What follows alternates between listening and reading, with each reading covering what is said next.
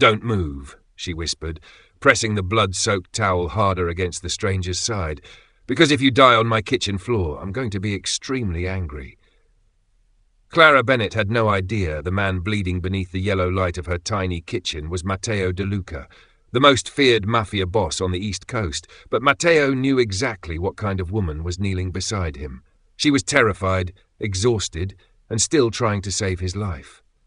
Outside, rain hammered the windows of Clara's modest two-bedroom house on the outskirts of Newark, turning the narrow street into a ribbon of black water beneath flickering streetlights. 20 minutes earlier, she had been driving home from a double shift at St. Agnes Community Clinic when she spotted a dark sedan abandoned near an overpass, and a man stumbling along the shoulder with one hand pressed to his ribs. Every sensible instinct told her to keep driving. Clara had learned the hard way that helping people did not guarantee they would help you back. At 31, she was a plus-size emergency nurse with soft brown curls, tired hazel eyes, and the kind of full figure people seemed to believe gave them permission to judge her before she spoke. Her former fiancé had once told her she should be grateful anyone wanted to marry her. A supervisor at her previous hospital had joked that Clara was built more for comfort than speed. She had laughed with everyone else because humiliation was easier to survive when you pretended it did not hurt. But when she saw a wounded stranger collapse against a guardrail, she still stopped. That was Clara's weakness, according to the world. She could not look away from someone in pain. "You should have left me there," Matteo said through clenched teeth. Even pale from blood loss, he carried something dangerous in his silence. He was 6'2", broad-shouldered, dressed in a ruined charcoal suit that probably cost more than Clara's car, and his dark eyes followed every movement with unnerving control. Clara cut away the torn fabric near his ribs and inspected the injury. "That would violate both my medical training and my conscience. Your conscience could get you killed." She glanced up. "You always this cheerful when someone's saving you?" For the first time, something shifted in Matteo's expression. Not quite amusement, more like surprise. Men twice Clara's size had gone silent when Matteo De Luca entered a room. Politicians returned his calls. Business owners lowered their voices when they said his name. Rivals knew he could destroy an alliance with a sentence and end a war with a look. Yet this woman, wearing pink medical scrubs beneath an oversized grey coat, had just ordered him to hold still, as if he were an uncooperative patient. Matteo had spent the last decade building an empire so carefully guarded that almost no one could approach him without permission. Tonight, someone inside that empire had betrayed him. His convoy had been diverted, his security details separated, and the attack had come less than a mile from the highway. He trusted no one. Not his captains, not his allies, possibly not even his own family. And now the only person standing between him and whoever was hunting him was a woman who did not even know his name. Clara finished cleaning the wound and reached for a fresh bandage. Her hands were steady, but Matteo noticed the slight tremor in her breathing. "You're afraid of me," he said. Clara paused. "I'm afraid of the situation." "Not the same thing." "No," she replied, meeting his eyes. "It isn't." That answer held his attention. Most people either feared Matteo openly or performed bravery for his approval. Clara did neither. She was frightened, but she refused to let fear make her cruel. Then headlights swept across the curtains. Clara froze. One vehicle stopped outside, then another, then another. Within seconds, the quiet residential street glowed with rows of headlights. Matteo's entire posture changed. The injured man disappeared, replaced by something colder. Controlled. Commanding. Clara stepped toward the window, but his hand closed gently around her wrist. "Stay away from the glass." His voice had dropped into a tone that made the room feel smaller. "Who are you?" she whispered. Matteo looked toward the front door as black SUVs continued arriving in both directions. Clara's breath caught when men in dark coats began stepping onto the sidewalk. 10, 20, 30. More vehicles filled the block until she could no longer see the end of them. Some men moved toward her backyard. Others took positions along the street. Clara backed away from the curtain, her face losing colour. "Are they here to hurt us?" Matteo released her wrist immediately, as if even in danger he refused to hold her without permission. Before he could answer, someone pounded 3 times against the front door. Clara flinched. Matteo slowly rose despite the pain in his side, straightened his torn shirt and stepped between her and the entrance. "Whatever happens," he said, his voice suddenly calm, "you stay behind me." Clara stared at him. "You can barely stand." Matteo looked back at her, and for the first time she saw the full weight of the man she had brought into her home. "Clara, there are 100 men outside your house." Her heart stopped at the sound of her name. She had never told him what it was. Then every man outside went completely still, and a voice from the porch called through the door, "Boss, give the order." Clara slowly turned toward Matteo, and the wounded stranger she had rescued looked at her with eyes that no longer hid the truth. Clara stared at Matteo as if the wounded man in her kitchen had been replaced by a stranger wearing the same face. "Boss?" she whispered. Another knock sounded at the door, followed by the same controlled voice. "Mr. DeLuca, the perimeter is secure." Matteo's gaze stayed on Clara. "Open the door," he said. Her fingers tightened around the edge of the counter. "You open it." Under different circumstances, anyone speaking to Matteo DeLuca that way might have regretted it, but instead he gave the faintest nod, almost as if her refusal confirmed something he already respected about her. He crossed the room slowly, one hand pressed against the fresh bandage beneath his shirt, and unlocked the door. The moment it opened, 6 men in black coats stood rigid beneath the porch light, while nearly 100 others filled the rain-soaked street behind them. No shouting, no chaos, just silence and discipline. The man at the front, tall and silver-haired, lowered his head. "Boss." Matteo stepped onto the porch. Rain blew against his torn shirt, but he seemed to grow more powerful with every second he remained standing. "Who ordered these men here?" "I did," the silver-haired man answered. "When we found your abandoned vehicle, we assumed you'd been taken."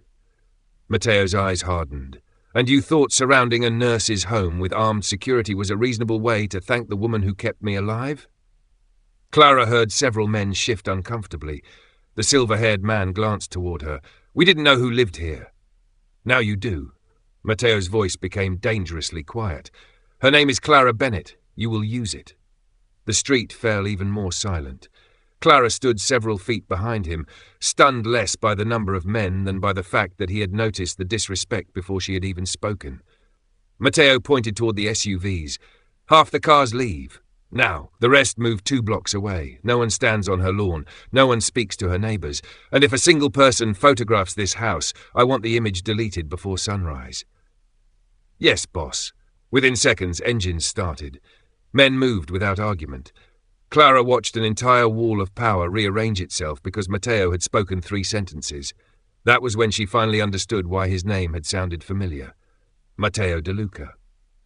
She had heard it whispered at the hospital after suspicious late-night admissions, always followed by lowered voices and closed doors. She stepped backward.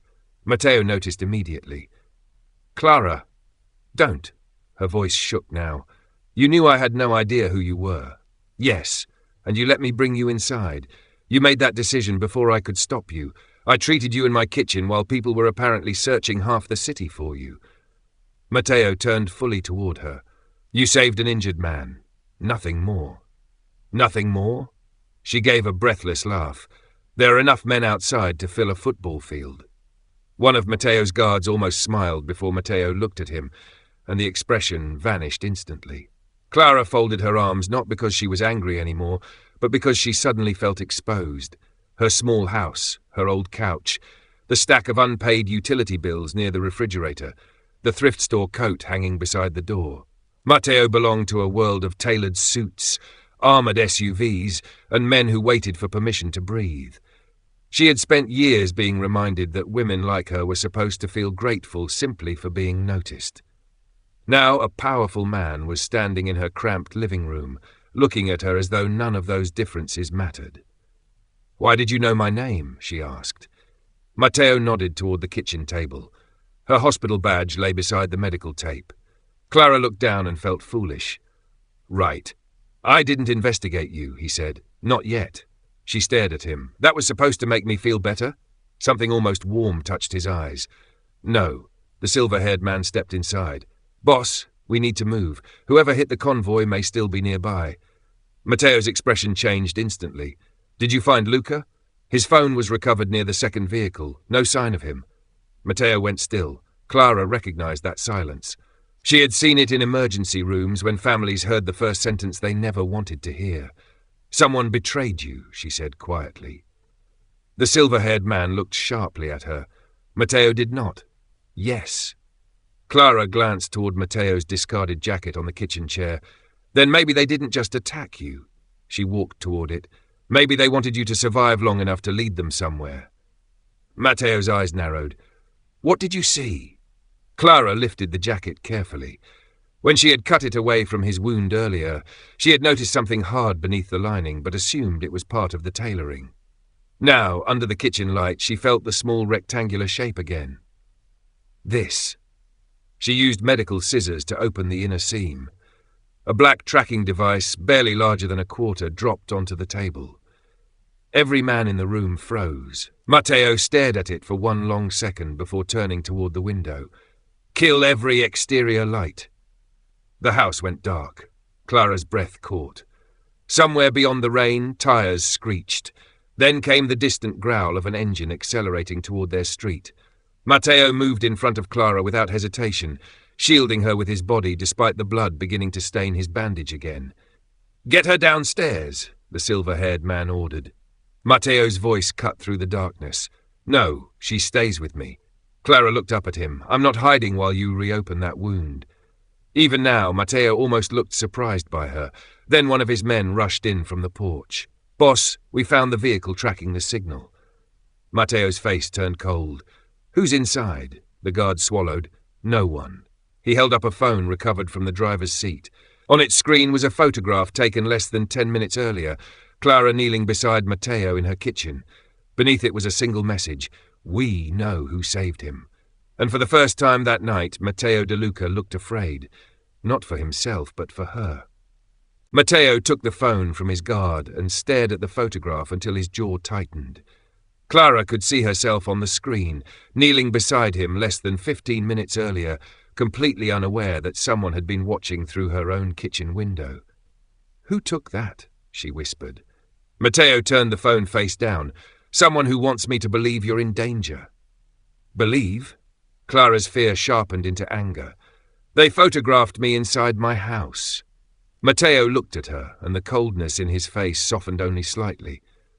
"That's exactly why I need to know whether the threat is real or whether they want me reacting emotionally." Clara stared at him. "Do you usually react emotionally?" "No. Then whoever sent that picture has already learned something new about you tonight." The silver-haired man glanced between them, but Matteo said nothing. Clara had struck closer to the truth than she realized. For 10 years, enemies had threatened Matteo's businesses, his money, his territory, even his life, and he had answered every threat with calculated patience. But the moment he saw Clara's face beneath those words, something unfamiliar had moved through him. Fear without control. "Dominic," Matteo said, addressing the silver-haired man, "lock down every entrance. Find out where that image was transmitted from." Dominic nodded. "And Clara?" Matteo's answer came immediately. "She doesn't leave my sight." Clara stepped forward. "I'm standing right here." Matteo turned toward her. "Then tell me what you want." The question surprised everyone in the room. Men like Matteo De Luca gave orders. They did not ask frightened nurses what they wanted during security emergencies. Clara swallowed. "I want to know whether my neighbors are safe." Matteo looked at Dominic. "Move our people farther from the houses. Quietly. No weapons visible. Nobody scares civilians because of me." "Done. And I want to call the clinic," Clara continued. "I'm scheduled tomorrow afternoon. You're not going." Her expression changed. Matteo caught himself. "Not until we know who is watching you." "That sounds less like a choice." "It is." He lowered his voice. "You can stay here or you can come somewhere safer, but I won't decide which without you." Clara studied him. There it was again. The contradiction that made him harder to understand. 100 men obeyed him without question, yet he was making sure she still had one. Before she could answer, Dominic's phone rang. He listened for several seconds, then his face darkened. "Boss, we traced the message." Matteo waited. It came through one of our internal encrypted channels. Silence filled the room. Matteo's eyes became unreadable. Only captains have access, and senior security. Dominic hesitated, including Luca. Clara remembered the missing man, the one whose phone you found? Dominic nodded. Matteo walked toward the darkened window. Rainwater crawled down the glass like silver veins. Luca has been with me 12 years. Then maybe someone wants you to think he betrayed you, Clara said. Dominic gave her a cautious look. With respect, Miss Bennet, this isn't something you understand. Clara's cheeks warmed. She knew that tone. She had heard versions of it her entire life, from doctors who assumed nurses noticed less, from people who mistook kindness for stupidity, from men who saw her body before they saw her mind. Before she could answer, Matteo turned. She found the tracker your security team missed. Dominic went silent. Matteo's voice remained calm. Listen when she speaks. Clara looked at Matteo, startled. He did not look back for praise. He simply returned his attention to the evidence. What were you going to say? He asked her. Clara stepped toward the phone. If Luca wanted you dead, why attach a tracker to your jacket and then disappear? He already knew where your convoy was. Matteo's expression shifted. Go on. Someone wanted the tracker discovered eventually, and whoever sent this picture used your private system because they wanted you looking inward. Dominic frowned. A distraction. Maybe. Clara pointed toward the photograph. But there's something else. She enlarged the image. Matteo stood beside her, close enough that she could feel the warmth of his shoulder without him touching her. Look at the reflection in the microwave door. A distorted silhouette appeared behind Clara in the photograph. A man standing outside the kitchen window. On his wrist was a silver watch with a distinctive black crest. Dominic's face drained of colour. Matteo went perfectly still. You recognize it, Clara said. Dominic answered reluctantly. That crest belongs to the Valenti family, Matteo's oldest rivals, a family that had spent 3 years negotiating a fragile peace with him, a peace scheduled to become permanent tomorrow night when Matteo signed a massive waterfront agreement with Alessandra Valenti's father, Vittorio. Clara noticed Matteo's silence. What happens tomorrow? Dominic looked toward his boss. Matteo answered, At midnight I sign an alliance that ends a war. Clara understood instantly. And if you don't? Millions of dollars disappear, businesses collapse, people who depend on that peace become targets. Clara's eyes lowered. So protecting me could cost you your alliance. Matteo stepped closer. That is not your burden. Suddenly, glass shattered somewhere behind the house. 2 guards rushed toward the kitchen as Clara flinched. Matteo immediately moved in front of her, one arm extending behind him to keep her back without touching her. Dominic received another call. His expression hardened. Someone left a package at the rear gate. Minutes later, a small black box sat unopened on Clara's table. Inside was her hospital ID card, the same one that had been lying on the kitchen table moments earlier. Clara's hand flew to her neck. Matteo looked toward the table where the badge had disappeared without anyone noticing.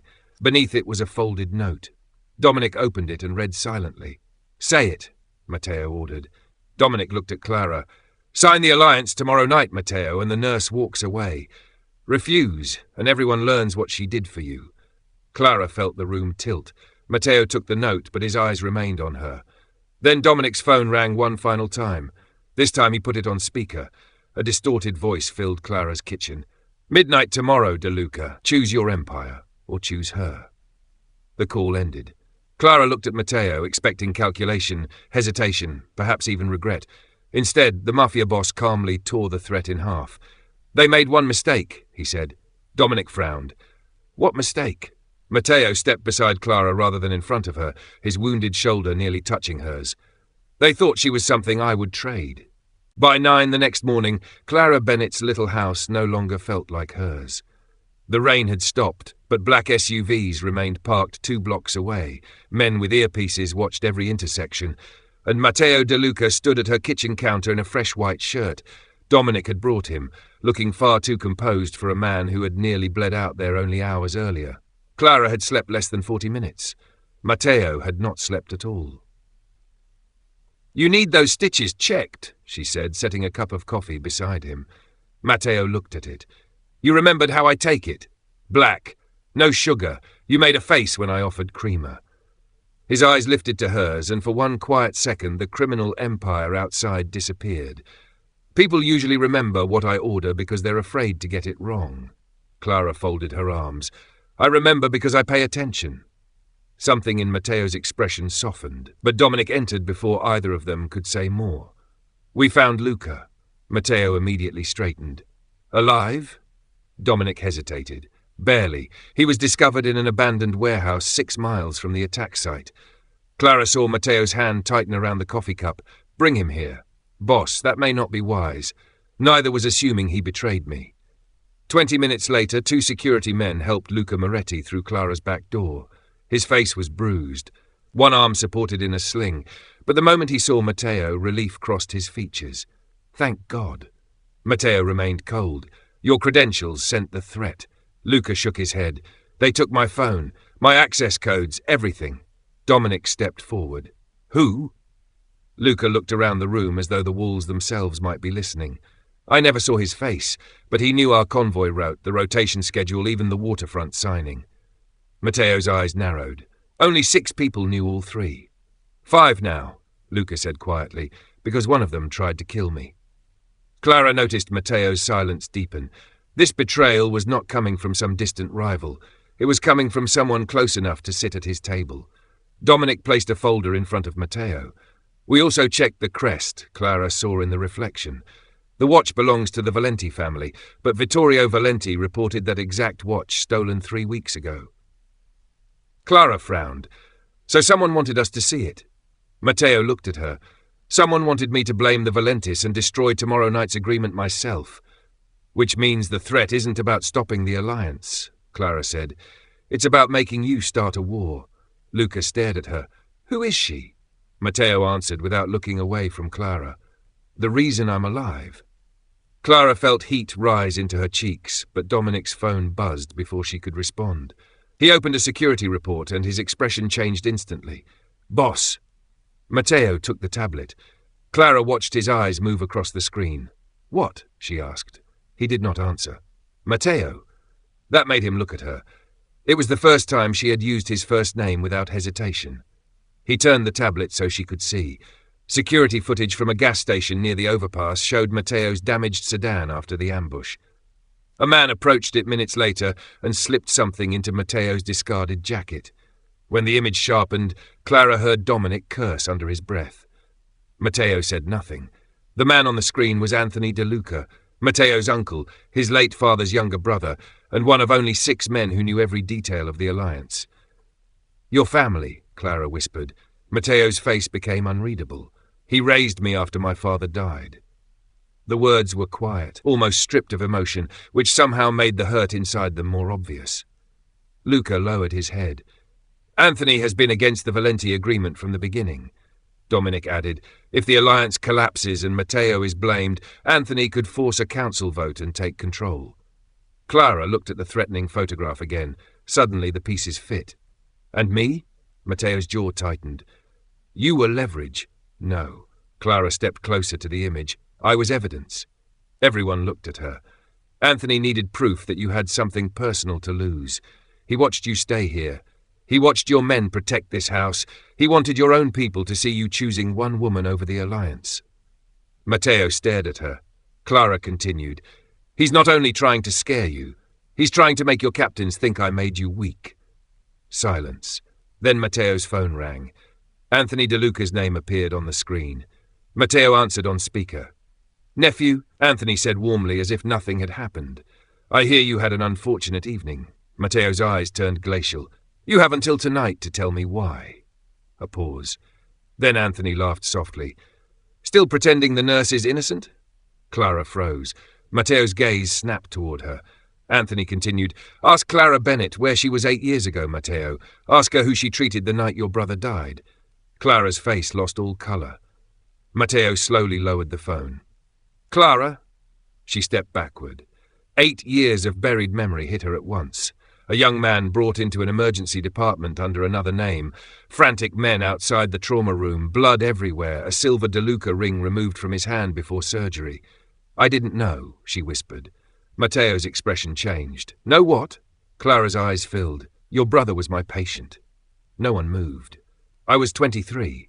I stayed with him until the surgeon arrived. He kept asking me to give someone a message. Matteo looked as if the floor had disappeared beneath him. What message? Clara swallowed hard. He said, "Tell Matteo it wasn't the Valentis." Dominic went pale. Luca stared at Anthony's name on the phone, and suddenly Matteo understood that the woman who had saved his life last night had also been holding the final words of his brother for 8 years. Clara mistook his silence for accusation. "I didn't know who you were. I didn't even know his real name until now." Her voice broke. "If you think I was part of this, stop." Matteo crossed the space between them. Clara flinched, not from him, but from the years of guilt crashing back into her. Matteo immediately slowed. He removed his jacket and placed it around her shoulders with extraordinary care. "Look at me." She did. "I don't think you betrayed me. But your brother died, and you stayed with him when everyone else was trying to save themselves." Clara's eyes overflowed. Matteo reached up, then stopped before touching her face, waiting. When she gave the smallest nod, he wiped one tear from her cheek with his thumb. His voice lowered so only she could hear the gentleness in it. "You gave him comfort when I couldn't." Then Dominic's phone erupted with an emergency alert. He looked at the screen and went rigid.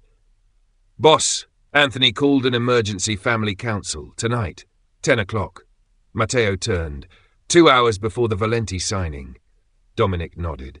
"He's accusing Clara of manipulating you and demanding she appear before the council." Matteo's expression hardened. "She's not going anywhere near them." But Clara removed his jacket from her shoulders and held it against her chest. "Yes, I am." Matteo looked at her sharply. "Clara, if Anthony built this entire lie around making me look like your weakness, hiding me proves his point." She stepped closer, fear still visible in her face but no longer controlling it. "You protected me last night. Tonight I help you expose him." Matteo stared at the woman everyone else had underestimated, and something inside the most guarded man in the room finally broke open. Before he could answer, Dominic received another message. He read it twice. "Boss, Anthony already sent the council Clara's hospital records from 8 years ago." Matteo's eyes darkened. "How?" Dominic looked toward Clara. "Because someone inside St. Agnes gave them to him." Clara's breath caught. Then her own phone lit up on the table with a message from an unknown number. A photograph appeared, taken that morning through the clinic's front window. Beneath it were 6 words. "Your friends work for us too." At 9:47 that night, Clara Bennett stood outside the De Luca Family Council chamber, wearing the same navy dress she kept for hospital fundraisers, Matteo's black coat resting over her shoulders because he had insisted the August night was colder than she admitted. "You can still walk away," Matteo said quietly. Through the carved wooden doors came the low murmur of 20 men whose decisions controlled millions of dollars, businesses across 3 states, and whether the fragile Valenti peace survived until midnight. Clara looked at him. "Can you?" Matteo's mouth tightened. "Not anymore." "Then neither can I." Dominic approached with Luca behind him. "Anthony already started. He's telling them Clara withheld your brother's final statement because she was secretly working with the Valentis." Clara almost laughed from disbelief. "I was 23 and earning $18 an hour in an emergency department." Matteo's eyes hardened. Facts have never stopped cowards from building convenient lies. Clara touched his sleeve. "Then let me speak for myself." Matteo looked down at her hand, then back at her face. He could command every person beyond those doors, but he nodded. "Your voice first. Mine, if they forget how to listen." The doors opened. Conversations died instantly. Anthony De Luca sat at the far end of a long walnut table beneath amber chandeliers, silver-haired, elegant, and smiling as though he had invited them to dinner rather than engineered a betrayal. On a large screen behind him were Clara's employment records from 8 years earlier. Several captains glanced at her body before exchanging skeptical looks, the familiar judgment so subtle most people pretended it did not exist. Anthony did not pretend. "This," he announced, "is the woman Matteo is prepared to risk peace, money, and family for." Clara felt Matteo move closer beside her. "Use her name," he said. 3 words. The entire room went still. Anthony's smile faded. "Clara Bennett, then.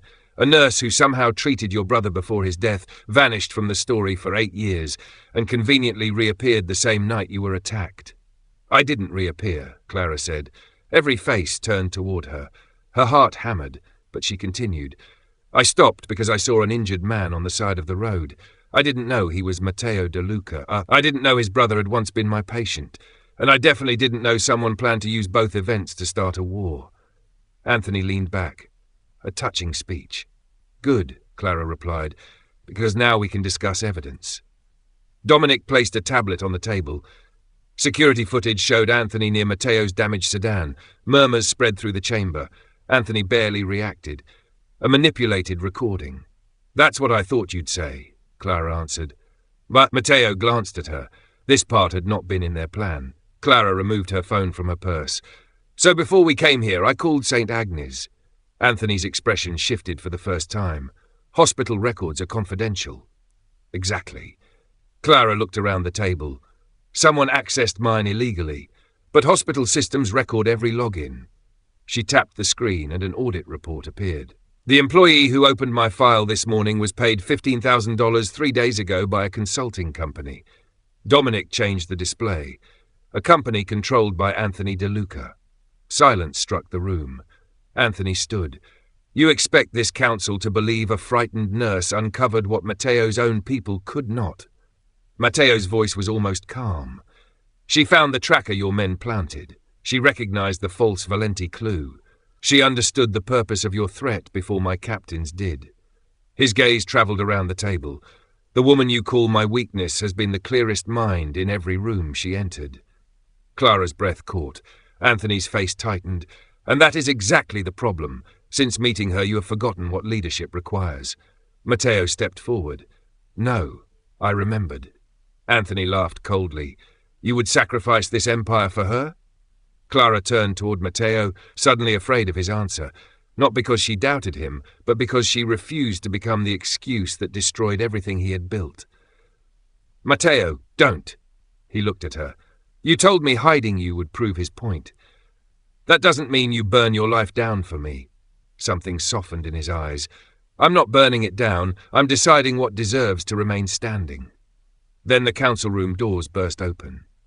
Luca entered with 2 men carrying a sealed evidence case. Boss, we found the original traffic camera drive from the night your brother died.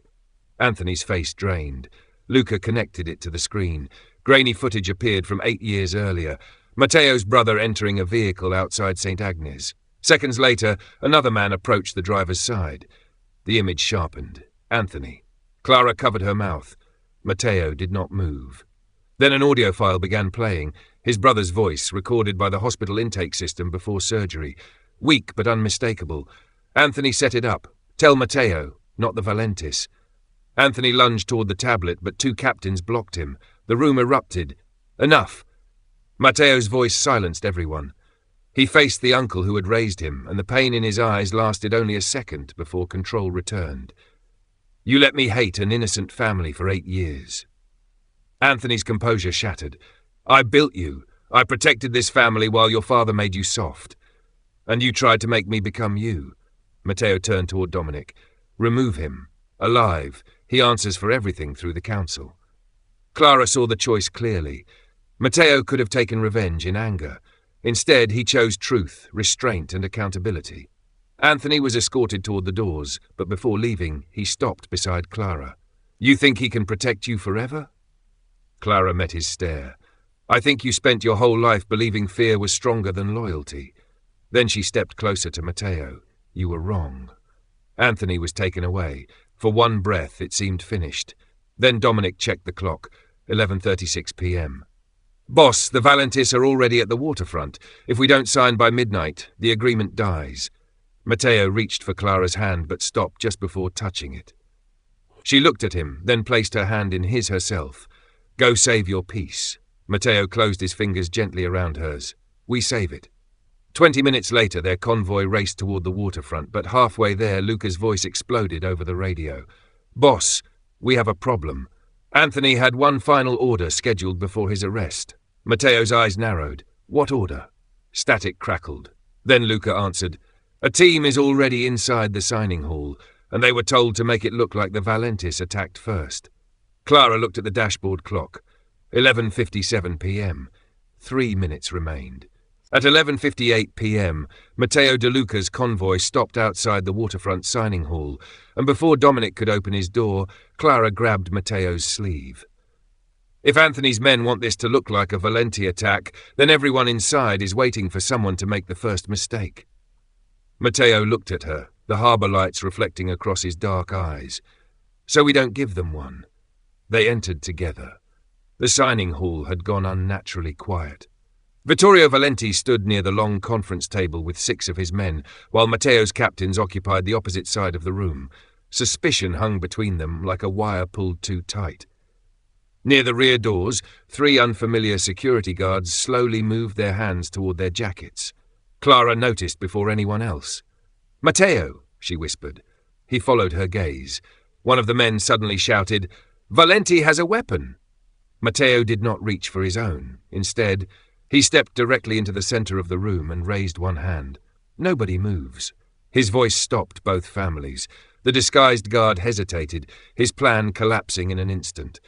Dominic and Luca moved quickly, restraining him before anyone could panic. The other 2 surrendered when they realized the room would not erupt into the chaos Anthony had promised them. Vittorio stared at Matteo. "Your people?" "Anthony's," Matteo answered. "He wanted us to destroy each other." Dominic placed the recovered evidence on the table. Financial records, security logs, and the old recording proving Anthony had manipulated the conflict years earlier. Vittorio's expression hardened as he read. 8 years, he said quietly. "We nearly buried 2 families because of one man." Matteo glanced at Clara. "Not anymore." The wall clock changed to 11:59. An attorney placed the agreement before them. Matteo signed first. Vittorio signed seconds later. At exactly midnight, the war that Anthony had spent years preserving officially ended. There was no celebration, only a long silence that felt heavier than applause. Then Vittorio looked toward Clara. "I'm told you are the reason this room is still standing." Clara shook her head. "I noticed a few things." Matteo's voice came from beside her. She noticed what the rest of us were too angry to see. Clara turned toward him. He did not hide the pride in his face. Not from the council, not from the Valentis, not from anyone. By sunrise, Anthony's remaining influence had collapsed. The council removed him permanently from authority, and the evidence concerning Matteo's brother was handed over for formal investigation. The men who had helped threaten Clara's home were dismissed from the De Luca organization, and Matteo ordered that no one connected to him ever approach St. Agnes or Clara's neighborhood without her permission. But when he offered to move her somewhere guarded, Clara surprised him. "I don't want to disappear because someone frightened me." Matteo stood in her kitchen again, exactly where she had treated him less than 36 hours earlier. Morning sunlight filled the room instead of rain and darkness. "Then you stay," he said, "and security stays far enough away that you can forget they exist." Clara smiled. "You're learning." Slowly. His wound still pulled when he moved, and Clara pointed toward a chair. "Sit." The most feared man in the room obeyed immediately. She changed his bandage while he watched her with an expression she had never seen on him before. "Peace." "Why are you looking at me like that?"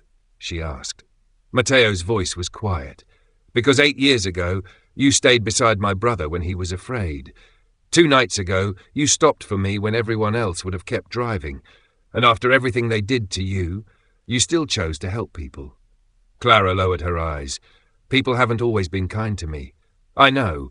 Some made me feel like I should take whatever love I could get because a woman who looks like me shouldn't expect much."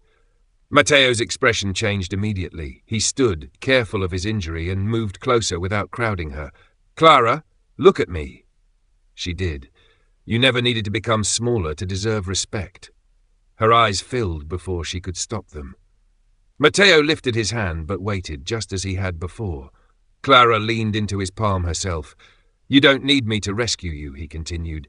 "You proved that before I knew your name. But if you choose me, you will never stand alone again." Clara gave a shaky laugh through her tears. "That sounds dangerously close to a romantic speech. Don't tell my men." She laughed for real then, and something inside Matteo finally softened with her. Months later, Sainthood. Agnes opened a new emergency care program funded anonymously, though Clara knew exactly whose signature was hidden behind the donation. She remained a nurse because Matteo never asked her to abandon the life that made her proud.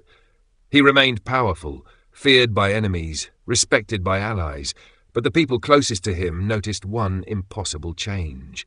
Whenever Clara entered a room, Matteo De Luca stopped looking like a man preparing for war. He looked like a man who had finally come home. One evening, beneath warm lights on the porch of the same little house once surrounded by 100 men, Matteo took Clara's hand in front of Dominic, Luca, and the few friends she trusted most. No grand audience, no command, no bargain, just a choice. Clara squeezed his fingers and smiled. She no longer saw herself as the woman people overlooked. She was the nurse who had saved a stranger, exposed a betrayal, prevented a war, and taught a man who trusted no one that love did not make him weak. And Matteo finally understood that the night 100 men surrounded Clara Bennett's house, they had not arrived because she was helpless. They had arrived because one ordinary woman had become the most important person in the life of an extraordinary, dangerous man, and she had done it simply by refusing to leave him bleeding alone. So what would you have done if you were Clara, driven past the wounded stranger, or stopped without knowing the danger waiting behind him? And do you think Matteo fell for her because she saved his life, or because she was the first person brave enough to see the man beneath the Mafia boss? If this story kept you watching until the end, subscribe to the channel for more emotional Mafia boss stories about danger, loyalty, healing, and the kind of love that chooses you exactly as you are.